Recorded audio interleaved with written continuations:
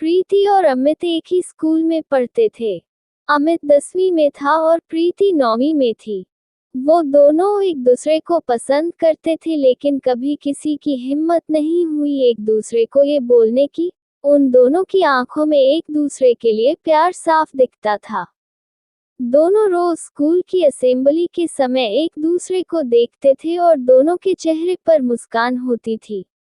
जब गर्मी की छुट्टियां चल रही थी और अमित को प्रीति की बहुत याद आ रही थी, क्योंकि अभी स्कूल भी बंद था और वो एक दूसरे को देख भी नहीं पाते थे और ना ही उनका घर कहीं एक दूसरे के आजू बाजू में था।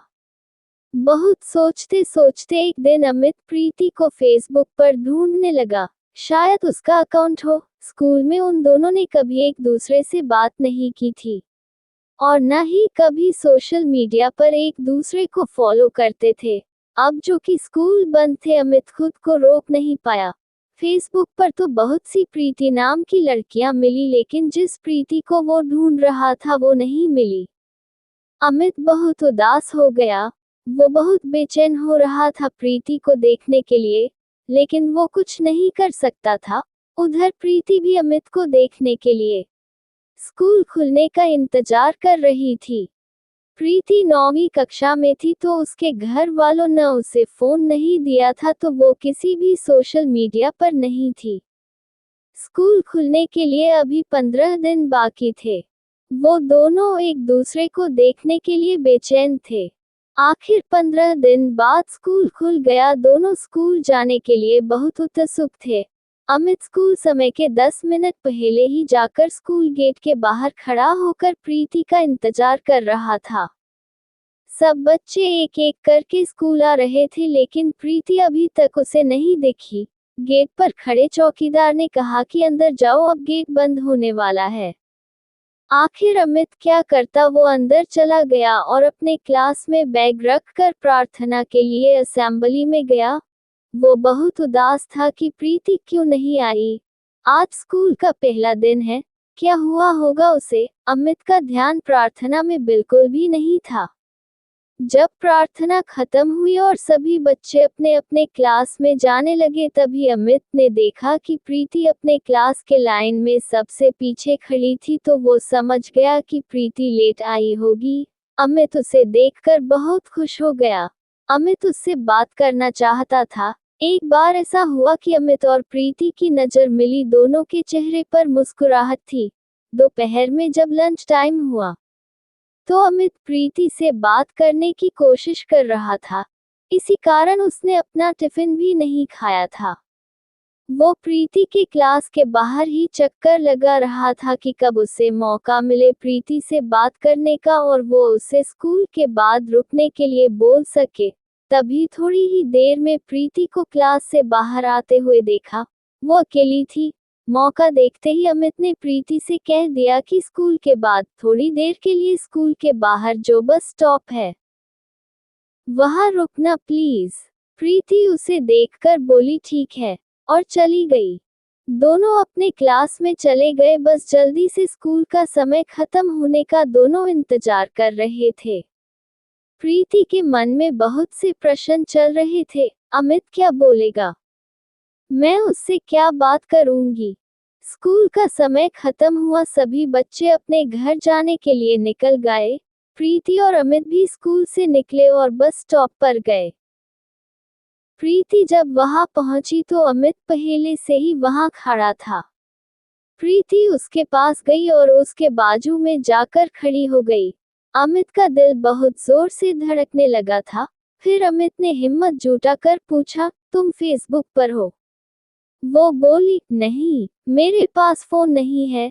अमित ने पूछा, क्यों? तो प्रीति बोली, अभी मैं 9वीं क्लास में हूँ और मेरे घर पर अभी फोन चलाना मना है। अमित बोला, ठीक है। फिर दोनों के बीच थोड़ी शांति थी। फिर अमित ने पूछा, आज तुम लेट क्यों आई स्कूल? प्रीति बोली, मेरी बस छूट गई थी, मुझे देर हो गई। फिर प्रीति बोली, क्यों, तुम मेरा इंतजार कर रहे थे? अमित थोड़ा मुस्कुरा कर बोला, हाँ, फिर अमित ने पूछा कि अभी तुम घर चली जाओगी तो अगर मुझे तुमसे बात करनी हुई तो कैसे बात करूंगा, तुम अपना नंबर दो ना। प्रीति बोली, क्या बात करनी है तुम्हें? अमित बोला, ऐसी कोई बात नहीं है, लेकिन फिर भी अगर बात करने के लिए मन हुआ तो। प्रीति बोली कि मेरे दोस्तों के पास मेरे पापा का नंबर है, उनको मुझसे बात करना रहता है या कुछ काम रहता है तो वो उस पर फोन करते हैं, लेकिन मैं तुम्हें वो नंबर नहीं दे सकती। और तभी प्रीति की बस आ गई और वो अमित को बाय बोलकर चली गई। अमित उधर ही रुका था थोड़ी देर तक और सोच रहा था कि वो प्रीति से कैसे बात करे। यही सोचते सोचते वो घर चला गया।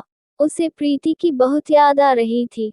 उधर प्रीति भी रात भर सोई नहीं, उसे वो सब बात याद आ रही थी जो उसके और अमित के बीच हुई थी बस स्टॉप पर।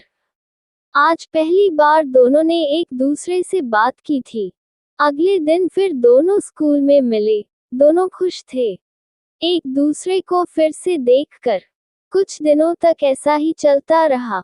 वो दोनों बस स्टॉप पर थोड़ी देर के लिए मिलते और फिर अपने अपने घर चले जाते। एक दिन अमित ने सोचा, बस हो गया, मैं और ऐसे नहीं रह सकता, अब मैं प्रीति को अपने दिल की बात कह दूंगा। फिर क्या, अगले दिन बस स्टॉप पर प्रीति से मिलने गया तो बहुत ही हिम्मत जुटा कर गया था। अमित अंदर से बहुत घबराया हुआ था कि प्रीति क्या बोलेगी। जब वो बस स्टॉप पर मिले तो प्रीति उससे अपने परीक्षा के बारे में बात कर रही थी। तभी बीच में अमित बोल पड़ा, मुझे तुमसे कुछ बात करनी है। प्रीति बोली, हाँ बोलो। अमित चुप हो गया, उसके दोनों पैर कांपने लगे। फिर उसने आंख बंद करके जल्दी से बोल दिया, आई लव यू। ये सुनते ही प्रीति का दिल जोर जोर से धड़कने लगा। उसे समझ नहीं आ रहा था कि वो क्या बोले। अमित ने उससे कहा, कुछ बोलो, तुम क्या सोचती हो मेरे बारे में? प्रीति चुप ही थी। अमित ने कहा, मुझे इंतजार रहेगा तुम्हारे जवाब का, और उधर से चला गया। प्रीति उधर ही रुकी थी, फिर कुछ ही देर में बस आई और वो भी चली गई। दोनों रात भर सोए नहीं। प्रीति सोचती रही, क्या बोलूं मैं अमित को? ये सब जो हो रहा है सही है या गलत है? अमित बेसब्री से कल का इंतजार कर रहा था प्रीति के जवाब के लिए। अगले दिन अमित स्कूल पहुंचा और देखा कि प्रीति आज स्कूल ही नहीं आई, तो वो और ज्यादा बेचैन हो गया। प्रीति स्कूल क्यों नहीं आई? उसके मन में ऐसे बहुत से प्रश्न चल रहे थे। वो किसी को कुछ पूछ भी नहीं सकता था। वो नहीं चाहता था कि स्कूल में ये बात किसी को पता चले और प्रीति को कुछ परेशानी हो। वो बस प्रीति के बारे में ही सोच रहा था। पढ़ाई में बिल्कुल भी ध्यान नहीं था उसका। स्कूल खत्म हुआ तो वो सबसे पहले बस स्टॉप गया जहां वो रोज प्रीति से मिलता था। कुछ देर वही खड़ा था और फिर उदास होकर घर चला गया, इसी उम्मीद में कि कल जब प्रीति स्कूल आएगी तब उससे सब पूछ लेगा। अगले दिन प्रीति स्कूल आई थी और स्कूल के बाद वो उसी बस स्टॉप पर अमित से मिली। प्रीति के आते ही अमित उससे पूछने लगा, क्या हुआ था, कल तुम स्कूल क्यों नहीं आई? प्रीति बोली, कुछ नहीं, लेट हो गई थी। अमित ने बोला, तो क्या हुआ, लेट ही आ जाती, जैसे पहले आई थी देर से। प्रीति बोली, नहीं, ज्यादा लेट हो गई थी क्योंकि मैं लेट सोकर उठी थी। अमित मुस्कुराने लगा और फिर पूछा कि क्या सोचा? मैंने तुमसे कुछ कहा था कल। प्रीति चुप ही थी, फिर बोली, क्या बोलूं, मुझे कुछ समझ ही नहीं आ रहा है। अमित बोला, उसमें इतना क्या सोचना, मुझे पता है तुम भी मुझसे प्यार करती हो। मैंने देखा है तुम्हारी आंखों में। प्रीति मुस्कुराने लगी, फिर अमित प्रीति का जवाब समझ गया और बोला, मैं समझ गया तुम्हारा जवाब, लेकिन सुनो, मुझे तुमसे बात करनी है। कैसे करूं? तुम्हारे पास तो फोन भी नहीं है। प्रीति बोली, तुम मुझे अपना नंबर दे दो, मैं तुम्हें फोन कर दूंगी जब पापा का फोन मेरे पास होगा तो, लेकिन तुम दोबारा उस नंबर पर फोन नहीं करना। अमित बोला, ठीक है, और उसे अपना नंबर दे दिया और दोनों अपने घर चले गए। शाम को अमित इंतजार कर रहा था कि शायद प्रीति फोन करे। वो अपने फोन के तरफ ही बार बार देखे जा रहा था। शाम से रात हो गई, प्रीति का फोन नहीं आया। अगले दिन स्कूल के बाद अमित ने प्रीति से पूछा, तुमने फोन क्यों नहीं किया? वो बोली, पापा का फोन नहीं था मेरे पास और मुझे समझ भी नहीं आ रहा था कि फोन पर मैं क्या बात करूंगी। अमित बोला, तुम फोन करती तो बात अपने आप हो जाती कुछ। ऐसे ही वो दोनों रोज स्कूल के बाद मिलते थे और प्रीति कभी कभी अमित को फोन करती थी, उनकी बातें होती थी। एक दिन ऐसा आया कि अमित का स्कूल में आखिरी दिन था क्योंकि वो 10वीं क्लास के बोर्ड की परीक्षा शुरू होने वाली थी और 10वीं क्लास की बोर्ड परीक्षा की पढ़ाई के लिए छुट्टी होने वाली थी। दोनों आज बस स्टॉप पर मिले। प्रीति बहुत उदास थी कि कल से अमित स्कूल नहीं आएगा और अमित भी बहुत उदास था। प्रीति ने अमित से कहा कि अच्छे से पढ़ाई करना बोर्ड पेपर के लिए। अमित बोला, हाँ। अमित की आंखों में आंसू थे और उसने कहा, कल से मैं तुमसे नहीं मिल पाऊंगा। प्रीति शांत थी और बोली, ऐसे उदास मत हो, मैं तुम्हें फोन करूंगी रोज। अमित प्रीति को गले लगाना चाहता था लेकिन दोनों बस स्टॉप पर थे, इसलिए अमित ने कुछ नहीं किया, बस प्रीति का हाथ पकड़ कर खड़ा था। वो सोच रहा था कि काश समय इधर ही रुक जाता और दोनों हमेशा के लिए एक साथ ही रहते, लेकिन ऐसा नहीं हो सकता था। प्रीति की बस आ गई। अमित उसका हाथ छोड़ने के लिए तैयार ही नहीं था। प्रीति उसे बहुत समझा रही थी कि मुझे जाने दो, घर पहुंचने में देरी हो जाएगी तो मम्मी पूछेगी कि देर से क्यों आई। अमित फिर भी उसका हाथ छोड़ने को तैयार नहीं था। उसने प्रीति का हाथ पकड़ा ही था और बस चली गई। प्रीति बोली, देखो बस भी चली गई, अब दूसरी बस कब तक आएगी? अमित बस प्रीति को देखे जा रहा था। कुछ ही देर में दूसरी बस भी आ गई। इस बार प्रीति बोली, प्लीज मुझे जाने दो घर, मुझे बहुत डांट पड़ेगी मैं और लेट हो गई तो। अमित ने बोला, पहले वादा करो कि तुम मुझे रोज फोन करोगी। प्रीति बोली, हाँ करूंगी। इस बार अमित ने प्रीति का हाथ छोड़ दिया और प्रीति बस में चली गई। अमित उधर ही खड़े होकर प्रीति को देख रहा था। बस की खिड़की से प्रीति बाय बोली और फिर बस चली गई। प्रीति अमित से फोन पर रोज बात करती थी। जब 2 दिन बाकी थे परीक्षा के लिए, अमित को प्रीति से मिलना था। एक दिन अमित प्रीति को बिना बताए स्कूल छूटने के समय उसी बस स्टॉप पर गया जहां वो रोज मिलते थे। प्रीति स्कूल के बाद घर जाने के लिए उसी बस स्टॉप पर आई। उसने देखा कि अमित बस स्टॉप पर था। वो दूर से ही अमित को देखकर खुश हो गई। फिर तो वो ना दाएं देखी ना बाएं और भागी भागी बस स्टॉप पर पहुंची। वो बहुत खुश थी। अमित के पास जाते ही वो बोली, तुम यहाँ?